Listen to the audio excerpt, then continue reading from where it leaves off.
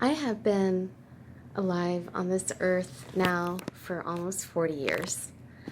And if I could think of the most important lesson, if I could just give you one to give to anyone else or to myself in my younger times, it would be, despite all of the heartache and all of the trauma and challenges, the one thing that I would say is, if you have a special relationship with a piece of art, a movie, a song, whatever it may be, do not share that with the person you love.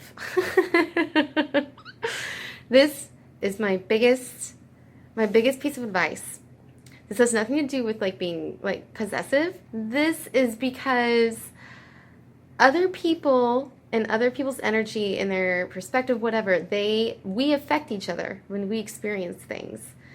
You and a person you love can find things together and both love them, and then your love for that thing grows over time, together, and that's beautiful. Oh, we love this show, that kind of thing. You can just discover something and show it to your mate. Even if they don't like it, you could still grow to have your own relationship with it. What you cannot do is have a movie that you have connected with all on your own and watch by yourself and have thought about and hold close for so many different reasons. You're like, oh, it's one of my movies, and you've never experienced it with anybody else.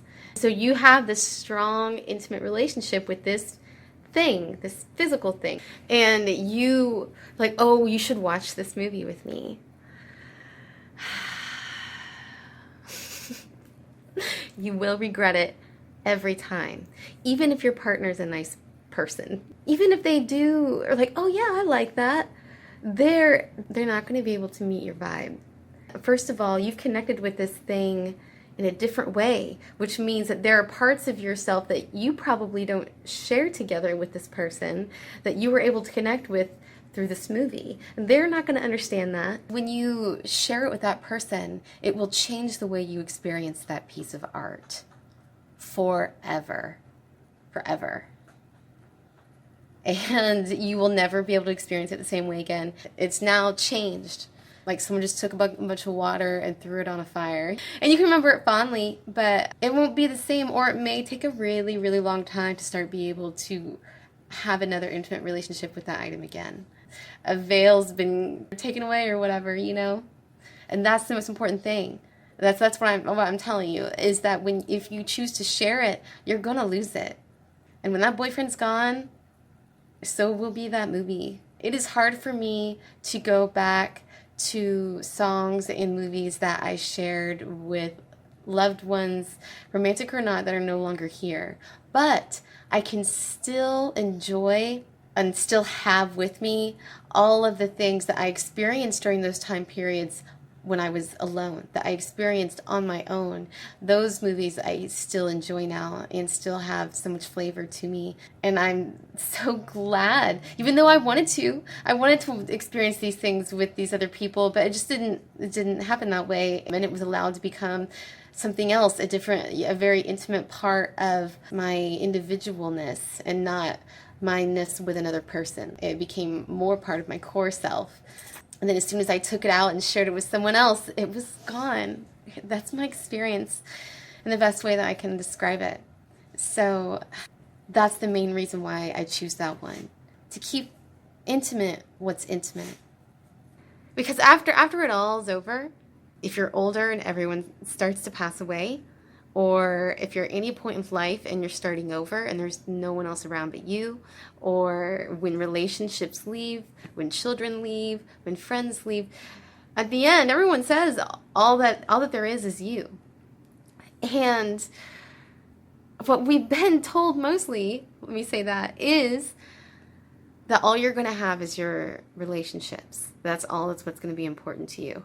I think that's a little too narrow-minded. I think all you're going to have are your experiences. Oh my God, this is again from one of my favorite Kanan movies, Grumpy Old Men, where he goes, At the end, all you have are the experiences, Johnny. The experiences. And guess what? As humans, we can have experiences with things other than people. In fact, I think that it has been a major unhelp, a major unfortunate situation to at least a huge part of humanity for a long time now, that we're supposed to forsake the material. Material things can help you. The material world is also here. Why are you ignoring it? You can have a relationship with your favorite hair clip, with a cool thing that you made and that you keep and it's been with you for years and years. They are just as fleeting as humans. Why is the experience with them valued so much less? At the end of the day, you are alone. You will find yourself alone from other people. And what do you have? The material things around you. I'm laughing because this is the exact opposite of just like what I was raised with. And it was just so hilarious how this can make sense this way. But it's true. You know, an instrument, there's a banjo back there, an instrument that brings you hours of flow and peace and healing and great joy. Humans aren't valued the most by everybody.